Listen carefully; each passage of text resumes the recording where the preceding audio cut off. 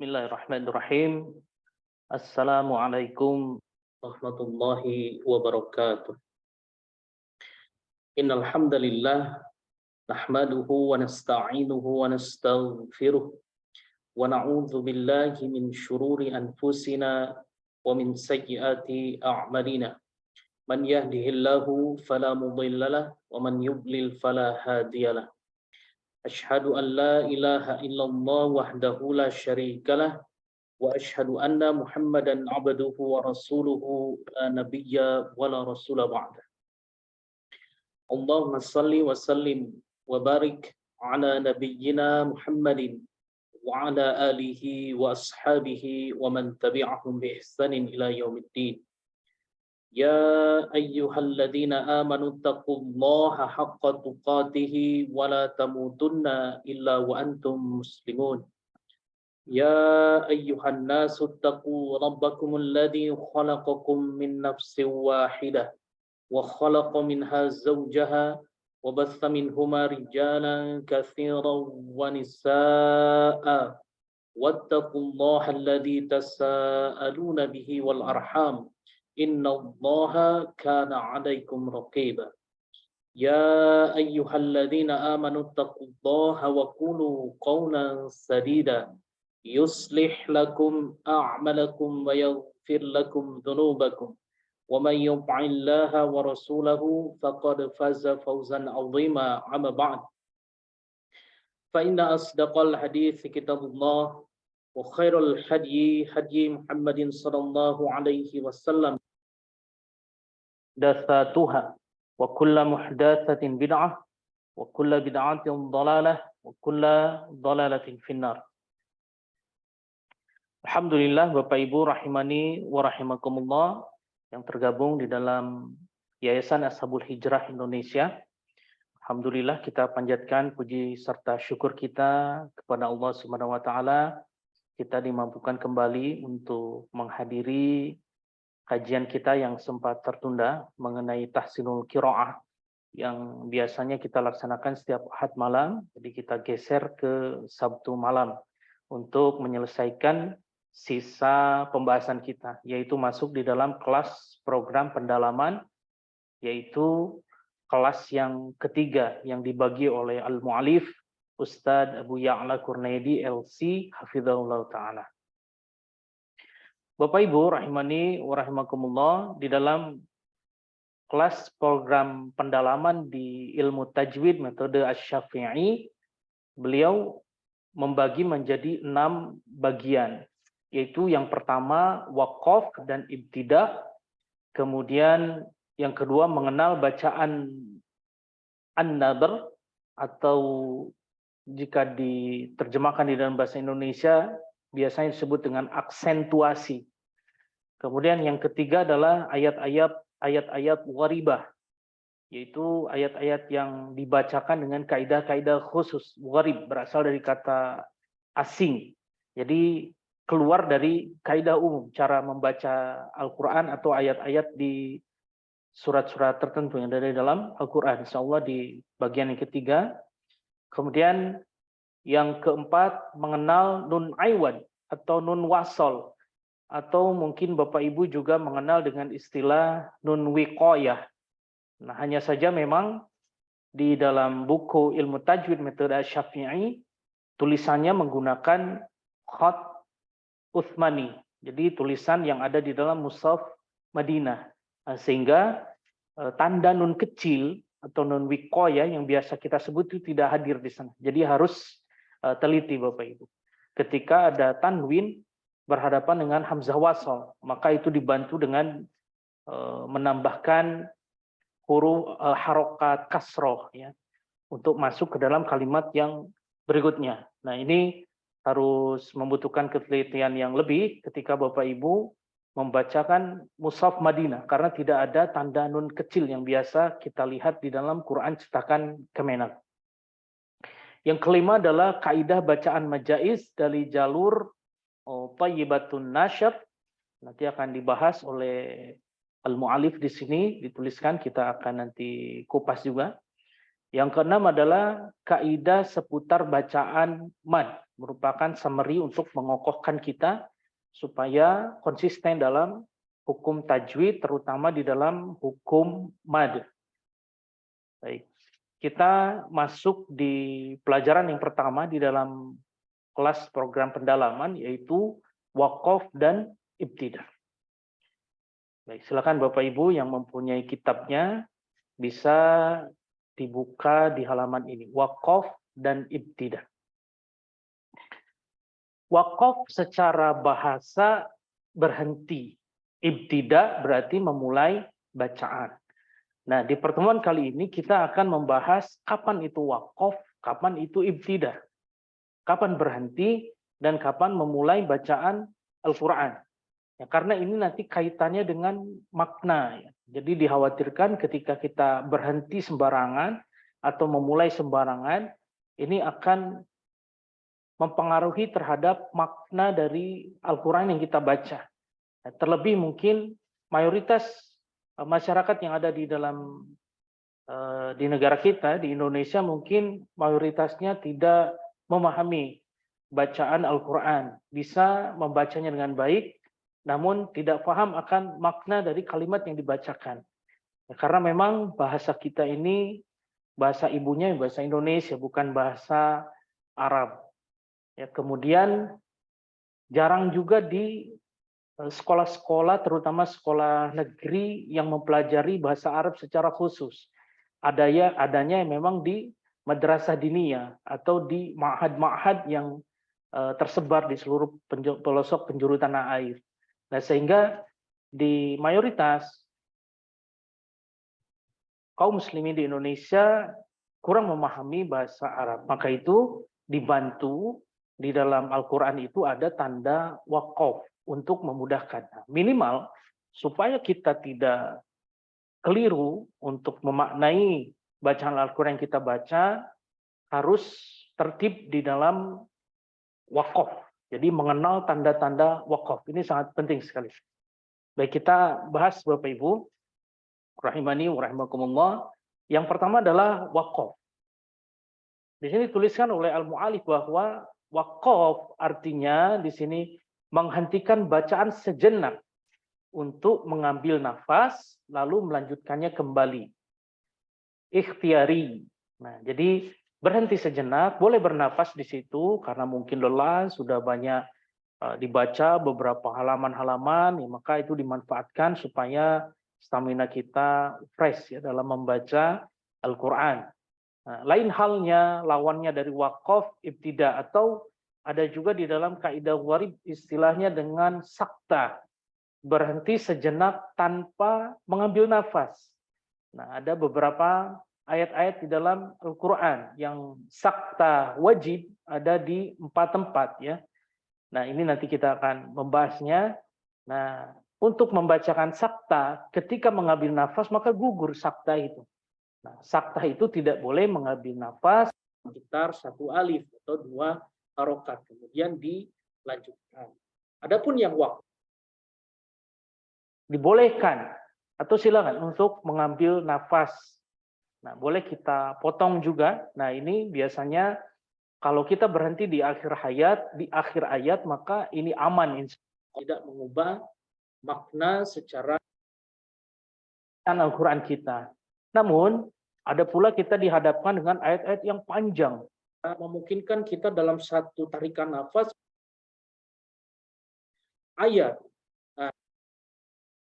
Waqaf ibtidah. Kita berhenti, kemudian mengulang beberapa kata, dilanjutkan. Ibtidah di beberapa kata yang sebelumnya dilanjutkan. Begitu terus sampai ayatnya berhenti. Nah, jangan sampai kita berhenti di tempat-tempat yang tidak baik ya secara makna. Nah, memang ini dibutuhkan sedikit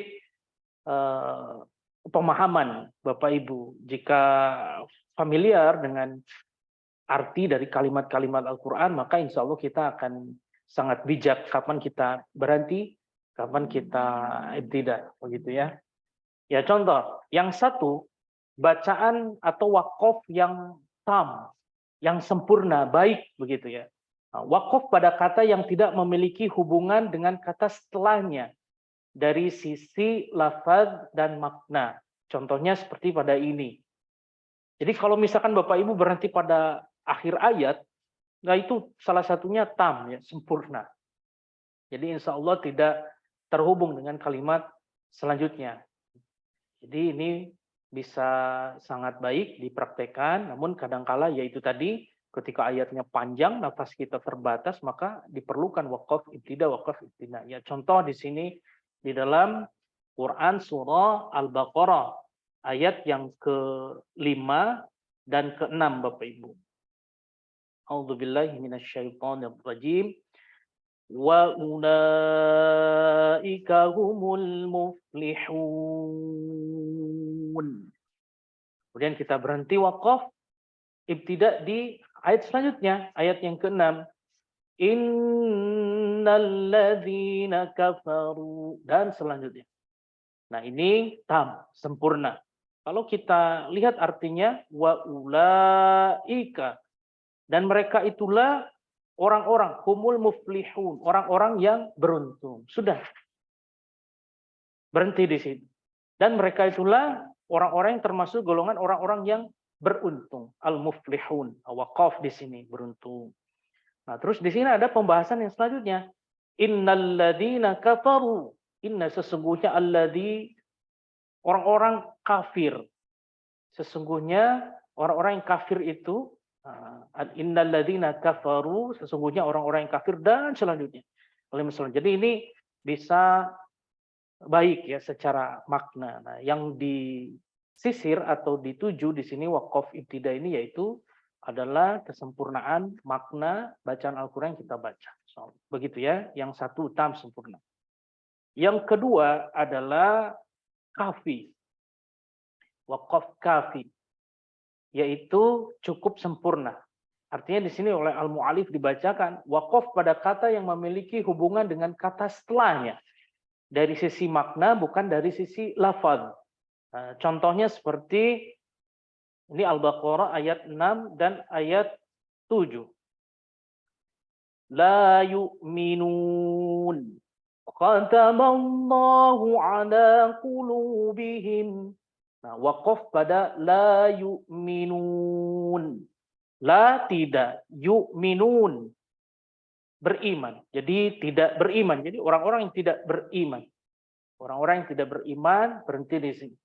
Khatamallahu ala qulubihim.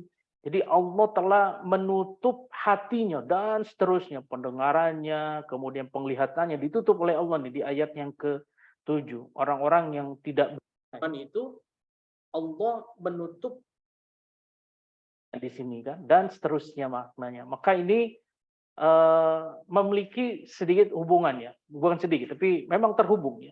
Orang-orang yang tidak beriman, mereka ditutup kalbunya begitu. Nah, ini boleh wakaf di la yu'minun, cukup sempurna. Ya, seperti itu ya. Jadi tidak mengubah secara makna. Baik. Ini wakaf yang sempurna. Grade-nya di bawah tam. Kemudian yang ketiga, wakaf hasan. Hasan artinya baik. Wakaf pada kata yang memiliki hubungan dengan kata setelahnya dari sisi lafaz atau makna. Selama wakaf pada kata tersebut memberikan makna yang sempurna. Contohnya di sini ya. Nah, ini tidak di akhir ayat ini Bapak Ibu. Kita berhenti ya. Misalkan ya, ini dianalogikan oleh Al-Mu'alif itu dalam kalimat Alhamdulillahi Rabbil Alamin. Jadi segala puji bagi Allah, Rabb semesta alam. Segala puji bagi Allah. Nah, kalau misalkan, contoh ya, misalkan sebelumnya ada kalimat-kalimat. Alhamdulillah. Nah, di sini boleh kita wakaf segala puji bagi Allah. Nah, kalau kita di sini berhenti, alhamd, segala puji. Ini bias Bapak Ibu. Pujinya ini untuk siapa? Enggak terbahas ya. Tidak terbahas. Kita berhenti di situ. Misalkan kita berhenti nanggung ya. Alhamd. Nah, di sini contoh, alhamd, segala puji. Ini pujinya untuk siapa? Nah, di sini harus disempurnakan dulu. Alhamdulillah. Nah, segala puji bagi Allah. Nah, kemudian kita ulang dari sini untuk menyempurnakan karena mungkin nafas kita tidak cukup. Ini contoh ya, misalkan di sini ada kalimat yang sebelumnya misal. Alhamdulillahi Rabbil Alamin. Nah ini dilanjutkan. Terus sampai akhir ayat. Namun karena contohnya ini cukup pendek ayatnya ya bisa satu tarikan nafas. Nah, ini untuk analogi saja. Misal berhenti di Alhamdulillah ini masih baik. Kembali di Alhamdulillah, lanjutkan sampai akhir ayat. Atau kalau masih panjang, ya diulangi dengan cara yang seperti ini. Dengan cara yang seperti ini, kembali lagi dan diupayakan tidak mengubah maknanya, Bapak Ibu. Begitu ya. Yang ini hasan. Jadi di tengah-tengah ayat apabila ayat ini panjang. Jadi tadi ada tam, kemudian ada kafi, dan ada hasan. Cara kita mewakaf.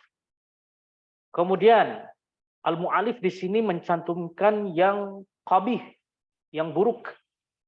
Nah, apa itu kita mewakaf di wakaf yang buruk? Nah, ini harus kita hindari Bapak Ibu. Nah, sasarannya ini tujuannya supaya kita terhindar dari cara mewakaf yang buruk.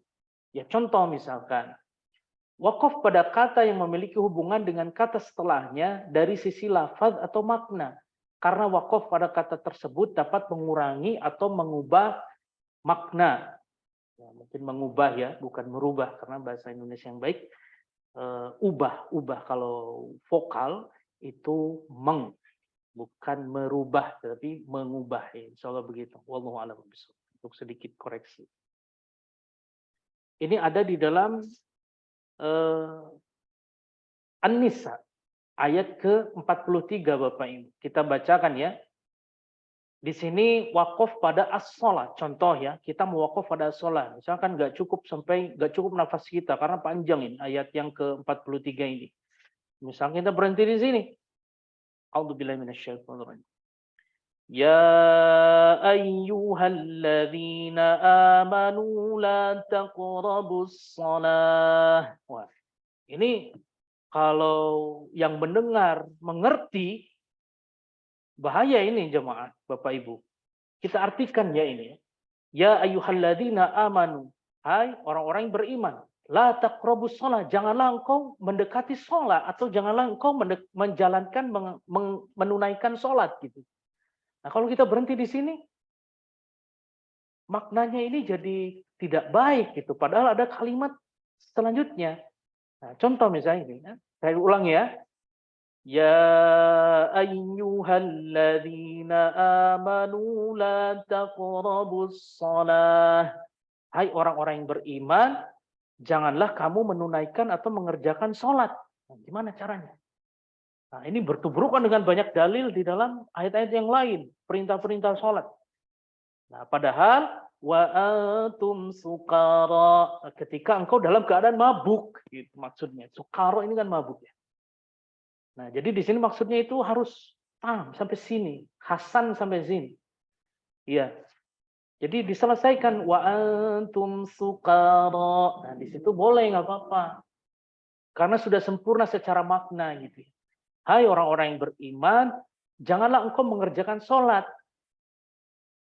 selama engkau dalam keadaan mabuk. Ketika engkau dalam keadaan yang mabuk, sukaro. Gitu. Kalau engkau sedang mabuk itu jangan sholat. Gitu. Nah, ini perintah dari Allah Subhanahu wa Ta'ala di dalam Quran surah An-Nisa ayat ke-43. Nah, jadi di sini harus dipahami secara makna. Yang benar adalah yang hasan, yang baik, kita berhenti di sukaro gitu. Ya ayyuhalladzina amanu la taqrabus salata wa antum sukara. Nah, gitu ya. Jangan berhenti di la taqrabus shalah. Janganlah engkau mengerjakan sholat. Wah, ini masa begitu cara membacanya secara makna. Nah, ini yang dimaksudkan oleh penulis ini, mewanti-wanti kepada kita, menasihati kita semua di sini supaya kita hati-hati dalam wakaf dan memulai bacaan. Gitu ya. Nah, kalau memulainya dari mana? Misalkan berhenti wa antum sukara, dari la taqrabus shalah, janganlah engkau mengerjakan sholat ketika engkau dalam keadaan mabuk, terus dilanjutkan di kalimat yang selanjutnya di dalam Quran surah An-Nisa ayat ke-43. Cukup panjang ya ayatnya. Jadi tidak mungkin kita selesaikan Quran surah An-Nisa ini dalam satu tarikan nafas, Bapak Ibu. Paling kita berhenti di tengah-tengahnya. Begitu ya. Nah, ini cara mewakaf yang qabih, yang buruk, Bapak Ibu. Tidak boleh dilakukan. Baik, di sini ada catatan. Kesempurnaan melakukan wakaf didasari atas pemahaman terhadap makna Al-Quran. Oleh karena itu disarankan bagi yang belum menguasai bahasa Arab, ya seperti kita pada umumnya ya, masyarakat Indonesia, mungkin kalau kita petakan saudara muslim kita yang mengerti bahasa Arab dan yang tidak, lebih banyak yang tidak, Bapak Ibu. Sehingga ini harus difahami wakaf ibtida'nya, begitu ya. Tapi bacaannya banyak yang bagus bahasa bangsa Indonesia ini. Saudara muslim di negara kita, cara membaca Al-Quran banyak yang bagus karena sudah banyak metode-metode yang membantu kita ya. Salah satunya ini, metode ilmu tajwid asy-Syafi'i. Ya, beliau memudahkan kita untuk menguasai cara membaca Al-Quran yang baik. Nah, ini nasihat dari beliau supaya kita sempurna dalam memaknai bacaan. Jadi oleh karena itu disarankan bagi yang belum menguasai bahasa Arab agar melakukan wakaf sesuai dengan tanda-tanda wakaf pada mushaf. Terutama tanda-tanda yang ada pada mushaf mujamma' malikfat cetakan terakhir. Jadi yang cetakan Madinah. Baik, kemudian ini kita berbicara tentang ibtida, memulai bacaan dari awal atau setelah wakaf. Nah, memulai bacaan yang pertama, al-mu'alif ini membagi menjadi hasan, Bapak Ibu. Memulai kalam yang berdiri sendiri dari sisi makna, yang tidak mengubah apa yang Allah inginkan dari maknanya. Ya, kita kembali ke Al-Baqarah ayat yang ke-5 dan ayat yang ke-6. Jadi di sini kita bacakan wa ulaika humul muflihun. Kita ibtida dari ayat selanjutnya. Innal ladzina kafaru sawa'un 'alaihim, dan seterusnya. Kalau secara makna tadi sudah kita bacakan ya, wa ulaika humul muflihun, mereka itulah orang-orang yang beruntung. Nah, kemudian lawannya sesungguhnya orang-orang yang kafir terus dijelaskan di sana oleh Allah Subhanahu wa taala di ayat yang selanjutnya. Kemudian ayat yang ke-6 Bapak Ibu. Ayat yang ke-6 ke ayat yang ke-7. A'anzartahum am lam tunzirhum la yu'minun. A'anzartahum am lam tunzirhum la yu'minun. Kalau kita bacakan secara sempurna ya Bapak Ibu ya, supaya memaknainya enak. Innal ladzina kafaru sawa'un 'alaihim a'anzartahum am lam tunzirhum la yu'minun. Sesungguhnya orang-orang kafir sama saja bagi mereka. Engkau Muhammad SAW beri peringatan atau tidak engkau beri peringatan, mereka tidak akan beriman. Nah, mereka tidak akan beriman. Sesungguhnya orang kafir itu sama saja bagi mereka. Engkau Muhammad SAW disampaikan oleh Allah kepada Nabi Muhammad SAW, engkau beri peringatan ataupun tidak. Orang-orang kafir itu ya memang tidak beriman mereka itu. Mengapa mereka sampai demikian? Allah gambarkan di dalam ayat yang ke-7. Khatamallahu ala qulubihim wa ala sam'ihim wa ala absarihim ghishawah walahum adzabun adzim. Nah, begitu. Mengapa ya mereka itu tidak beriman? Ya, Allah gambarkan di situ.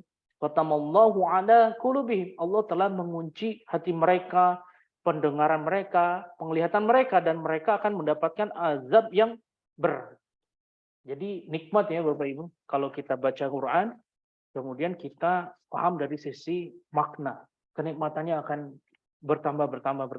Dibandingkan kita hanya menguasai tajwid dan gharib saja, membacanya tanpa mengetahui makna. Tapi itu next level lah, insya Allah ya.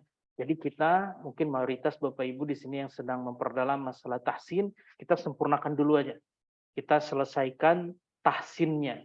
Jadi tajwid, gharib, dan kaidah waqaf ibtida ini Bapak Ibu kita sempurnakan, baru level selanjutnya kita bisa memaknai arti dari kalimat per kalimat insya Allah ya. Sehingga menambah keimanan kita, menambah pengamalan kita dalam memaknai ayat-ayat yang Allah inginkan dari maknanya yang sudah dituliskan oleh al-mu'allif di sini. Insyaallah begitu insyaallah Bapak Ibu. Baik, ini yang hasan ya, ibtida. Yang qabih, yang buruk ini bagaimana? Memulai bacaan dengan kalam nakis atau kurang yang dapat mengubah makna atau mengesankan makna yang berbeda dari yang diinginkan. Contoh Al-Baqarah ayat yang kelima. Waqaf pada di sini. Ulaika ala huda. Kita iwadkan di sini, iwadkan. Ulaika ala huda. Misalkan. Mereka itulah yang mendapat petunjuk.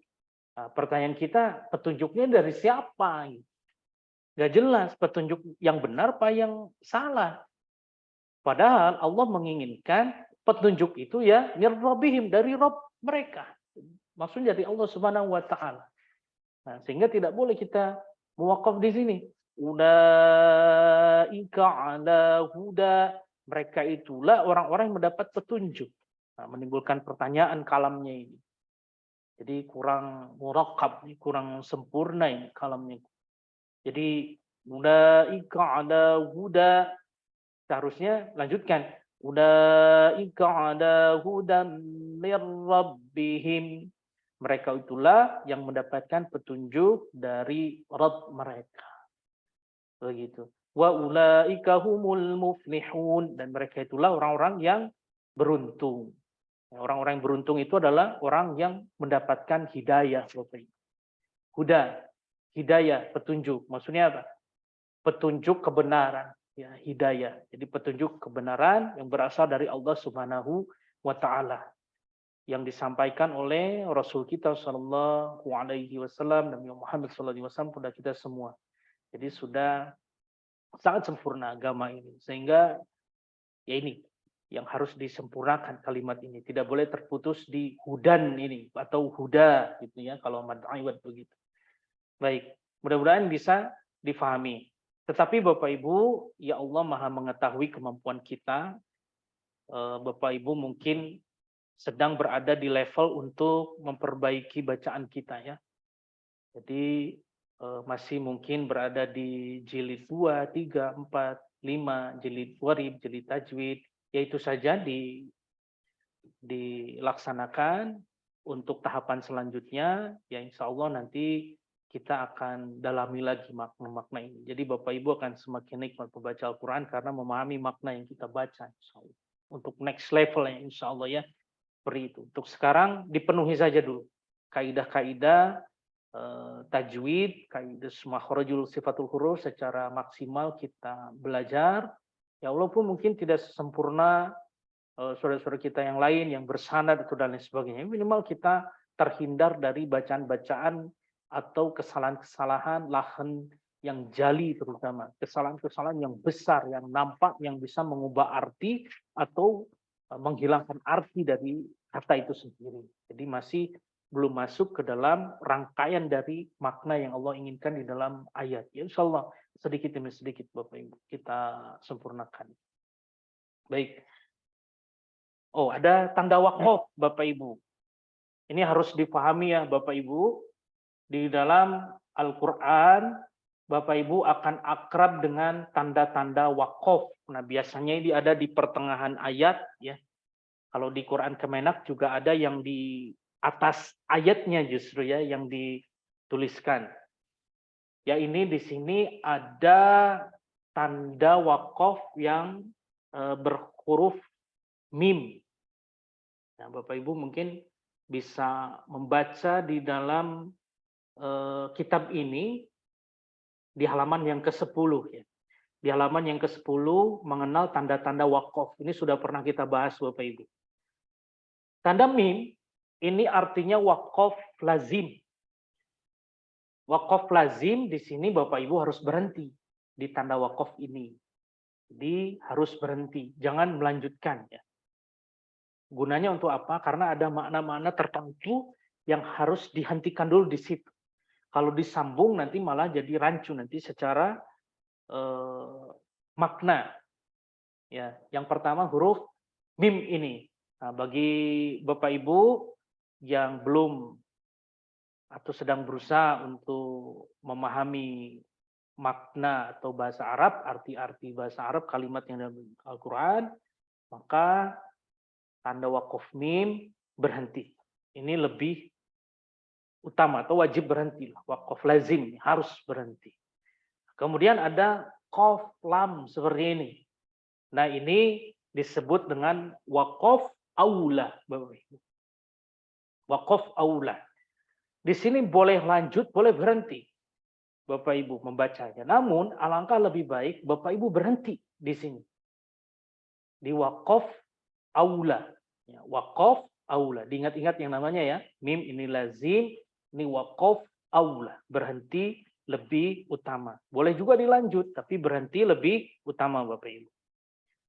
Yang jim ini Bapak Ibu. Ini dicatat lagi, ini wakaf jaiz. Mudah ya. Jim yaitu jaiz. Jaiz ini boleh berhenti, boleh lanjut. Boleh berhenti, boleh lanjut. Nah, kalau nafasnya terbatas, lebih baik Bapak Ibu berhenti saja. Insya Allah tidak akan mengubah makna dari kalimat yang kita baca. Insya Allah ya. Kemudian ada huruf shad, kemudian lam seperti ini. Ini namanya wasal aula. Boleh berhenti, boleh disambung. Tetapi lebih utama ini disambung Bapak Ibu. Wakaf shad lam atau di sini dinamakan dengan wasal aula. Wakaf wasal aula. Disambung lebih utama Bapak Ibu. Nah, kemudian ada wakaf lam alif seperti ini. Lam alif disebut dengan wakaf mamnu. Mamnu itu pelarangan, dilarang. Wakaf mamnu. Nah, Bapak Ibu dilarang berhenti di sini. Tapi kenapa maksudnya disebutkan di sini ada wakaf lam alif? Bapak Ibu bisa wakaf dulu di situ. Mewakaf di situ, kemudian ibtida di kalimat beberapa kalimat sebelumnya. Ibtida kemudian dilanjutkan. Nah, itu boleh. Kalau nafas kita terbatas, itu boleh di situ Bapak Ibu berhenti di tanda wakaf mamnu ini, namun tidak melanjutkan ke kata selanjutnya, tapi diulang dulu ya. Di wakaf ini untuk kedisiplinan membaca Al-Quran kita Bapak Ibu. Nah, seperti itu ya. Ini wakaf mamnu atau yang lam alif ini. Nah, kemudian yang terakhir Bapak Ibu akan menemukan wakaf yang berjenis seperti itu. Titik 3. Ini tidak jauh jaraknya Bapak Ibu di dalam kalimat itu. Ya, kita sebut dengan wakaf mu'annaqah atau muraqabah, boleh juga disebut itu. Mu'annaqah. Maksudnya apa? Bapak Ibu, ini wajib berhenti di salah satu tanda titik ya. Tidak boleh disuasol dua-duanya, ditabrak dua-duanya nggak boleh. Ya, contoh misalkan di Al-Baqarah saja ya. Di Al-Baqarah kita disambut dengan tanda wakaf mu'annaqah ini kita lihat ya. Nah, dzalikal kitabu la raiba fihi hudan lil muttaqin. Di fih-nya berhenti Bapak Ibu. Ada wakaf mu'annaqah di sana. Nah, ini yang bisa dibahas di kesempatan kali ini. Jadi wakaf yang ada titik 3 ini Bapak Ibu harus berhenti di salah satunya, tidak boleh diterobos begitu ya. Nah, jadi karena ada makna-makna tersendiri yang Allah ingin sampaikan kepada kita semua supaya memahami Al-Qur'an ini dengan baik. Nah, begitu. Jadi kita ambil contoh ya Bapak Ibu tadi supaya bisa tergambar yang wakaf mu'anaqah ini. Yang paling mudah Bapak Ibu ketika masuk di Al-Baqarah ini sudah disambut dengan itu. Saya carikan dulu ayatnya ya.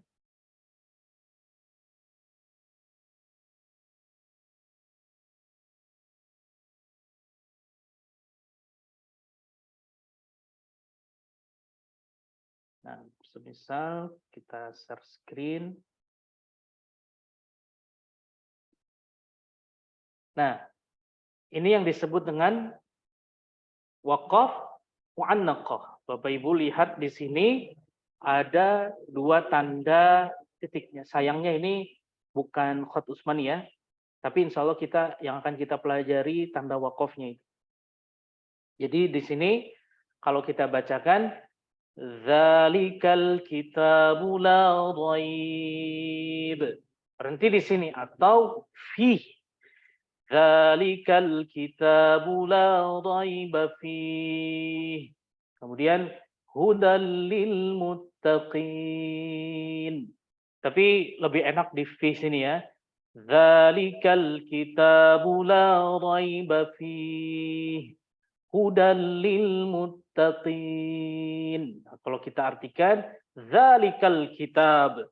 Inilah kitab la raib, tidak ada keraguan di dalamnya. Inilah kitab, maksudnya Al-Qur'an, tidak ada keraguan di dalamnya. Hudal lil muttaqin, petunjuk bagi orang-orang yang bertakwa. Nah, Al-Qur'an ini petunjuk bagi orang-orang yang bertakwa. Ataupun di sini maknanya masih baik ya. Ini kan Dzalikal kitabu la raib. Inilah kitab yang tidak ada keraguan. Kitab tidak ada keraguan. Al-Qur'an ini tidak ada keraguan. Nah, tapi yang alangkah lebih enaknya mungkin di sini ya. Dzalikal kitabu la raiba fih. Inilah kitab yang tidak ada keraguan di dalamnya. Hudal lil muttaqin. Petunjuk bagi orang-orang yang bertakwa. Nah, ini disebut waqaf mu'annaqah. Jadi hati-hati Bapak Ibu ketika ada 3 titik ini di atas ini waqaf, jaraknya akan berdekatan, karakternya begitu. Dan ibu-ibu tidak boleh, Bapak Ibu tidak boleh menerobos ya. Contoh yang melanggar aturan tadi adalah Zalikal kitabu la raiba fihi hudal lil muttaqin. Jadi diterobos waqaf mu'annaqah. Ini yang tidak boleh dilakukan menurut penjelasan al-mu'allif. Wallahu a'lam bishawab. Insyaallah begitu yang bisa kita bahas di dalam wakaf dan ibtida. Ya insyaallah di Sabtu mendatang jika Allah izinkan kita lanjutkan ke pembahasan yang selanjutnya di kelas pendalaman ini. Kita tutup dengan doa kafaratul majelis. Subhanakallahumma wa bihamdika asyhadu an la ilaha illa anta astaghfiruka wa atubu ilaik. Assalamualaikum warahmatullahi wabarakatuh.